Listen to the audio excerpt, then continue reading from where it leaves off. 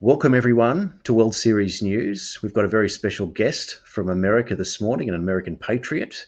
I'd like to get in touch with him right now and discuss the events that have happened in New South Wales yesterday that are enormous, and to see what the perspective is from overseas, given that Riccardo Bosi this week, leader of Australia One, went viral in America with what he had to say. So clearly, this is a lot bigger than an isolated event.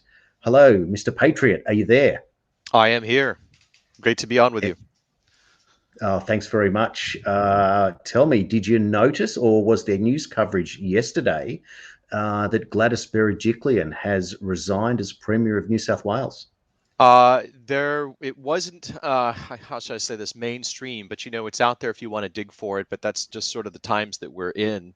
Being a patriot myself, I, was able to learn of that and people in my circle, which is larger than you'd think. So it's one of those things. There was a meme some years back that the internet encounters censorship, sees it as an error and goes around it. And I think it would be an instance of that. So I did learn about it. So look, it's very interesting from our perspective. One of our great new citizen journalists, Aussie Cossack, was out on the streets yesterday celebrating and made a few videos about that, and went all the way to New South Wales Parliament House and parked out the front on Macquarie Street and let everyone know of the result, which was obviously very impressive. And there's a patriot of his own that was incredibly excited about it. But look, there are huge ramifications that a leader that can be so tyrannical and keep us in lockdown for 3 full months and yet 2 more months to follow, and just leave the job midway. And it happens to be because she was now under investigation from the ICAC, which stands for the Independent Commission Against Corruption. So here we have a premier being investigated for corruption, not necessarily related to what's been going on, but you can't have that person in charge. So these are great days ahead for New South Wales, at the very least, that we're going to see a little bit more transparency. What's happening in the US at the moment? Sure. So we're sort of in, I guess you'd call it. I think I was drawing the parallel of, you've got an intruder in your home, okay, and you don't really have the force to make them leave, but they don't really have the force to subdue you. I think that's kind of an apt description. I think it's clear to everyone now that particularly Western governments, and probably governments the world over, have been captured.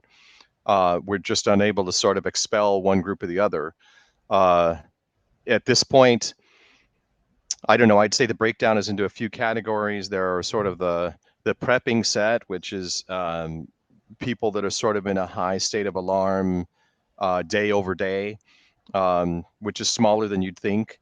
A lot of us sort of saw this coming during the Obama years. It sort of, became apparent what was happening, and that they were making choices that were not really in the interest of citizens or taxpayers. So I'm an old, I guess, sort of a veteran of this. I don't know what you'd call it, this war for the world, as I think Bosi has described it. So I would say there's 30-40% of the country that, like I was saying before, when the censorship and the firewalls go up and the shadow banning, they're going to dig and find it anyway. And that's more than enough to make real change. And then there's, I don't know, between 40 and 60%, depending on the issue, that sort of sides with the government, that sides with the state, that's now been co-opted by globalists and central banks. So with regards to sort of the developments there, it's shocking. I mean, it shocks the conscience. It's there's not a lot that we can do immediately in terms of, we're 12,000 miles away or something like this. And I don't know what good it would do to voice our dissatisfaction with our elected leaders, to have them sort of exert diplomatic influence there in Australia. But it's very troubling. It's very distressing. One positive upshot of this is that we're sort of recognizing ourselves in these other Western countries, particularly English-speaking, the so-called Five Eyes countries. So in terms of an action plan, that's something we can circle back to, but it's we're sort of watching, I liken it to not just the intruder in the house, but a snake trying to eat an elephant. We know that at the point that they lay hands or real bullets are used, or they try to move masses of people into camps, it's sort of game over.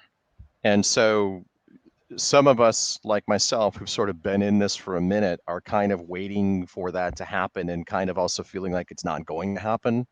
So while it's distressing, you got to remember this is the point in the civil rights movement where the battle was lost by the Southern Democrats who were trying to, perpetuate segregation in their racist ideology. They're losing the PR battle for hearts and minds the world over. It just so happens that our oligarchs are corrupt and therefore not going to, intervene or use diplomacy in any way. So it's a weird split between the people, like I said, of different actionable sort of stances and postures, and the government. Our government is every bit as corrupt as yours, and I don't know if it's the guns that's keeping them at bay or what, but they, it's a big tell that there's silence on that front, given the video that we're seeing of people being injured and old women being maced and skulls being fractured and so forth. So that's sort of the read here. Yeah, look, it's very obvious, isn't it, that there is multiple agendas going on, that they are in cahoots with each other and are not telling us the full story. So Bosi's comments are very apt at the moment from a global perspective, in that little old Australia that's been unnoticed for so long has suddenly become the head of the snake.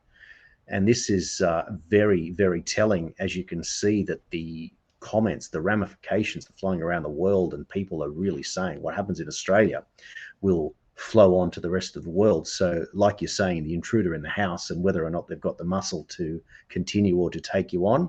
And this is again what Bosi talks about in great detail, that it simply becomes a massive civil disobedience movement.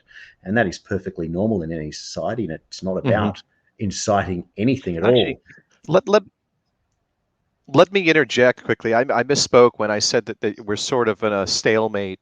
We absolutely have the power to do pretty much anything with any given government. The problem is that whoever is seen as the aggressor is going to lose a lot of moral authority. And so it's almost like, yeah, an intruder's in the house. You have the power to overwhelm them, but you're sort of waiting for them to do something, and they're not. But they are here, and that itself is a violation. So just to clarify that analogy, um, this is a snake eating an elephant. It is, it's a, I don't know, pick your flavor. It's a 6 foot snake that's got the toe of a 6 ton animal, and thinks it's going to bring it down, and it's a delusion, and it's disturbing. It's an aggressive move, and it's not called for. But I just don't see, I don't see how you keep um, the sheer mass and momentum of the people behind what they're doing, and they're already losing. Again, when the dogs and the fire hoses came out, and Gandhi, the same thing, passive or nonviolent resistance, civil disobedience. Um, I don't know this. We're sort of in uncharted territory, because at that time, just like in the civil rights movement, you know, when you got the consternation and disapproval of, the average citizen, right? Particularly in the West, that was sort of when it was lost. But now we have a weird disconnect. We're being gaslit by our government that this is okay, while the Yes. citizenry is disgusted by it. So we'll see how it plays out. But it's a strange thing with Western, not democracies, but whatever, constitutional republics, and the different forms of representative government we have, that you're sort of stuck with whoever's in there. And if they uncloak as globalist, or as pedophiles, or as part of a cabal, or as part of a coup, or they're calling China, or they're pushing medical tyranny, especially if they're in the bureaucratic state, as we've seen with Fauci and some of these people, your hands are kind of tied in terms of pulling them out there. There was a recall vote here in California. I'm on the west coast of California, but don't judge me for it. It's sort of where I have to be to earn my living. That failed, but and a lot of states don't have that recourse. So it is a very strange situation. We can talk about ways that we can combat it within this framework that I think was best put forth by Bosi. What was it, last week or the week before? Yes, last weekend, in fact, was when it all sort of got very, very deep, didn't it? And Yeah. he was so on message. And that's what everyone's noticing around the world, is that finally somebody with some political clout, who is ex-military, an SAS retired lieutenant colonel, was out there and calling them and naming them and saying, this is what we're actually seeing. So it certainly means that that those who know, and those who don't want to know, it's a choice now. And that is the line in the sand. Look, there's a lot that we need to talk about that you just brought up in that last response there about all these things that are happening in the world. Mm-hmm. A lot of it is going to be exclusive content, because these platforms that we are going to share this video on won't like them. What I'd like to be able to do is invite the American Patriot onto our Rumble platform and also onto worldseriesnews.com.au to develop these subjects a lot more in depth and further along. We'll promote them on worldseriesnews.com.au and our regular social media feeds. But if you want to hear more from the American Patriot, then check us out on the website, as I said, and look for us on Rumble. But this is a short, sharp video just to whet your appetite as to what topics that we can talk about. And the last thing I want to mention before we go is that we are going to discuss what the ramifications are and strategies, and we're going to follow it along with what's happening in New South Wales. So this is going to be something that's going to be documented for our viewers now, because two big dates are coming up, Patriot, and they are these. October 11, New South Wales gets let out, so to speak, for the vaccinated for a period of 50 days. And on December the 1st, the entire state of New South Wales goes back to normal. No QR codes, no mask mandates, unless under extreme situations that don't really affect us.